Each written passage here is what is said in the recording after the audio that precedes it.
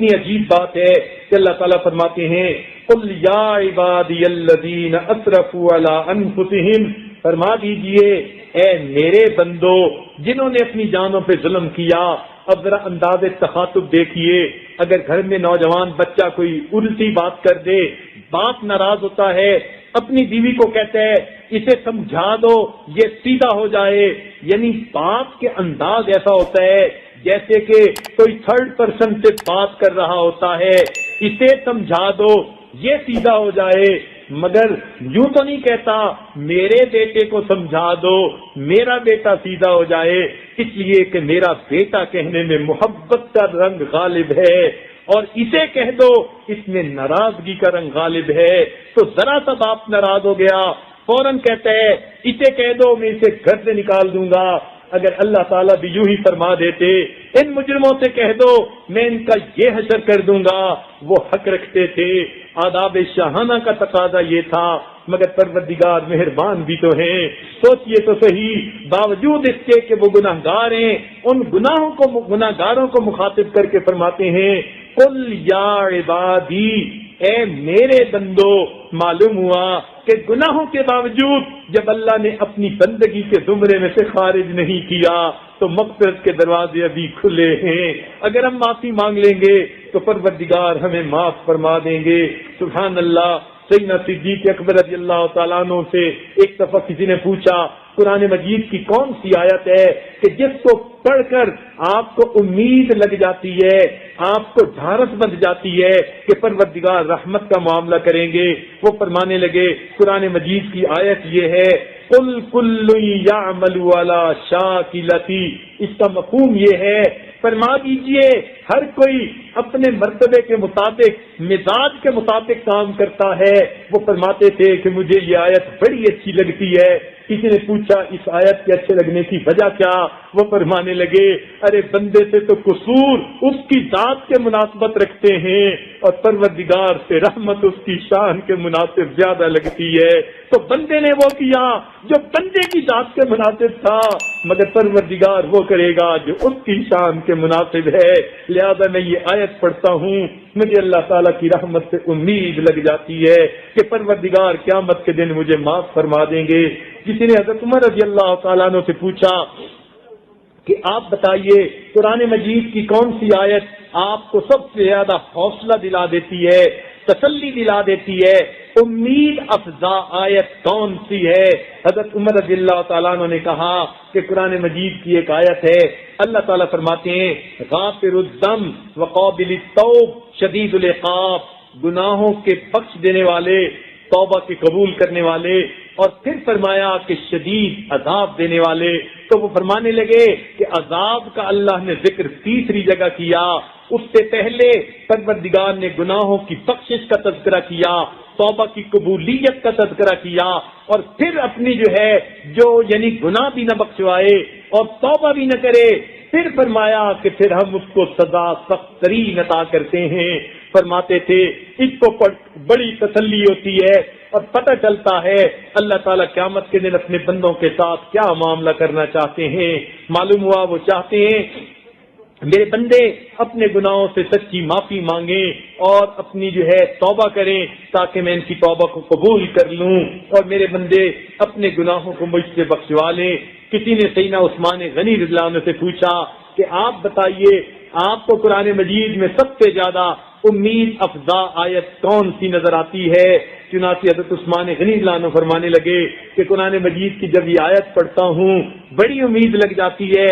رب کریم نے فرمایا نبئ عبادی انی انا الغفور الرحیم، میرے بندوں کو بتا دو کہ بے شک میں بڑا غفور اور بڑا رحیم ہوں. فرمانے لگے کہ جب سخی کسی کو اعلان کر کے بلواتا ہے آؤ میرے دروازے پر تو وہ ان کو خالی نہیں بھیجتا. جب پروردگار نے اعلان کروا دیا میرے بندوں کو بتا دو میں بڑا بخشنے والا اور رحم کرنے والا ہوں، تو مجھے امید لگ جاتی ہے کہ پروردگار گناہوں کو معاف فرما دیں گے. چنانچہ کسی نے حضرت علی رضی اللہ تعالیٰ عنہ سے پوچھا کہ حضرت کون سی آیت آپ کو ایسی ہے جو امید زیادہ دلاتی ہو؟ حوصلہ ہو جاتا ہو، دل میں تسلی سکون ہو جاتا ہو، فرمانے لگے قل یا عبادی الذین اسرفوا علی انفسہم لا تقنطوا من رحمت اللہ۔ پروردگار ان لوگوں کی بات کر رہے ہیں جنہوں نے اپنی جانوں پر ظلم کیا۔ اے میرے وہ بندو جو اپنی جانوں پر ظلم کر چکے، تم لا تقنطوا من رحمت اللہ، اللہ کی رحمت سے مایوس نہ ہونا۔ ان اللہ یغفر الذنوب جميعا، اللہ تعالیٰ سب گناہوں کو بخشنے والا ہے۔ انہ هو الغفور الرحیم، وہ بڑا ہی غفور اور بڑا ہی رحیم ہے۔ چنانچہ علامہ قرطبی رحمت اللہ علیہ اپنی تفسیر میں یہ آیات نقل کرنے کے بعد فرماتے ہیں کہ میرے نزدیک بھی ایک آیت بڑی امید افزا آیت ہے، اور وہ فرماتے ہیں کہ یہ آیت الذین آمنوا، وہ لوگ جو ایمان لے آئے، ولم یلبسوا ایمانہم بظلم، اور انہوں نے اپنے ایمان کو شرک کی وجہ سے خراب تباہ نہیں کیا، اولئک لہم الامن وہم مہتدون، ان کو امن ہوگا اور یہی ہوں گے جو ہدایت پانے والے ہیں۔ فرماتے تھے کہ یہ چیز مجھے بڑی امید دلا دیتی ہے، شرک سے بچے رہیں گے، پروردگار کی ہم پر رحمت ہو جائے گی۔ چنانچہ اس بات کو پڑھ کر اس عاجز نے بھی قرآن پاک پر نظر ڈالی کہ کون سی آیت ایسی ہے جس کو پڑھ کر ہماری بھی جو ہے طبیعت کے اندر خوشی آتی ہے، دل کے اندر سکون آتا ہے۔ قرآن پاک کی اس آیت ایک آیت اس عاجز کو بھی ملی۔ اللہ تعالیٰ ارشاد فرماتے ہیں، ذرا توجہ فرمائیے گا، انما التوبۃ، بے شک توبہ، اللہ للذین یعملون السوء بجہالۃ، بے شک اللہ کے ذمے ہے۔ اللہ کا مطلب اللہ پر لازم، ویسے تو کوئی چیز اللہ پہ لازم نہیں، مگر انداز بیان یوں بتا رہا ہے کہ اللہ تعالیٰ فرماتے ہیں یہ تو ہمارے اوپر ضروری ہے، حالانکہ کوئی کام اللہ پر ضروری نہیں، وہ مرضی کا مالک ہے، مگر فرما بھی تو خود ہی رہا ہے، انما التوبۃ علی اللہ، اللہ پر لازم ہے ان لوگوں کی توبہ کو قبول کرنا، یعملون السوء بجہالۃ، جنہوں نے جہالت کی وجہ سے گناہ کر لیے۔ اور علماء نے لکھا ہے کہ جب انسان پر شہوت سوار ہوتی ہے اس وقت وہ جاہل ہوتا ہے، عقل پہ پردے پڑ چکے ہوتے ہیں، وہ عالم ہونے کے باوجود جاہل ہوتا ہے، تو معلوم ہوا گناہ کی صورتحال میں انسان جو بھی ہو جہالت کا کام کر رہا ہوتا ہے۔ تو فرمایا یعملون السوء بجہالۃ، جنہوں نے جہالت کی وجہ سے تو گناہ کر لیا، ثم یتوبون من قریب، لیکن قریب ہی انہوں نے پھر توبہ کر لی، اللہ تعالیٰ پر لازم ہے ان کی توبہ کو قبول کر لے۔ اب مفسرین نے لکھا من قریب سے کیا مراد ہے، کسی نے لکھا کہ اسی دن توبہ کر لے، مگر اکثر علماء نے لکھا کہ نہیں، اگر موت سے پہلے کوئی بندہ توبہ کر لیتا ہے تو وہ قریب کے اندر شامل ہے، لہذا اس آیت کو پڑھ کے امید لگ جاتی ہے اگر ہم اپنی زندگی میں اپنے پچھلے سب گناہوں سے سچی توبہ کر لیں گے تو پروردگار فرماتے ہیں موت سے پہلے توبہ شرط ہے، اگر تم نے توبہ کر لی اور جہالت کی وجہ سے گناہ کیا تھا تو پھر ہمارے اوپر ذمہ ہے توبہ کو قبول کر لینا۔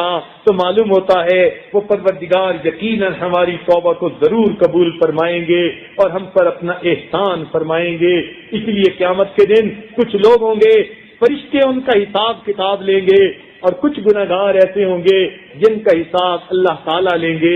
علماء نے لکھا ہے حضرت یوسف علیہ السلام کے دور میں جب غلے کی کمی تھی انہوں نے دستور بنا دیا تھا کہ تمہارے پاس لوگ پیسے لے کر آئیں، پیسے لے لینا، اتنی قیمت کے حساب سے غلہ دے کے رخصت کر دینا۔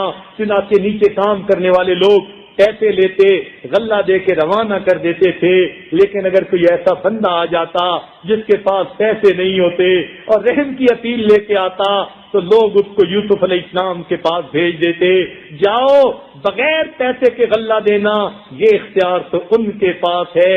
جب دنیا میں بادشاہ ایسے کرتے ہیں پروردگار نے بھی قیامت کے دن ایسے فرما دیا اگر میرے نیک بندے تمہارے پاس آئیں گے ان کی نیکیوں کا حساب کر لینا اور ان کو اجر دے کے بھیج دینا، جنت کا راستہ دکھا دینا۔ لیکن اگر گناہگار آئیں جن کے پلے نیکیوں کی قیمت کچھ نہ ہو، خالی ہاتھ کھڑے ہوں، میرے بندوں کو میرے پاس بھیج دینا، ان کا حساب میں لوں گا. لہذا پروردگار اپنے بندوں کا حساب رحمت کے ساتھ لیں گے اور ان کے عملوں کو اللہ رب العزت چھوٹے بھی ہوں گے تو قبول کر کے ان پر زیادہ اجر عطا فرما دیں گے. اللہ رب العزت بڑے کریم ہیں، مگر اس کے لیے توبہ شرط ہے.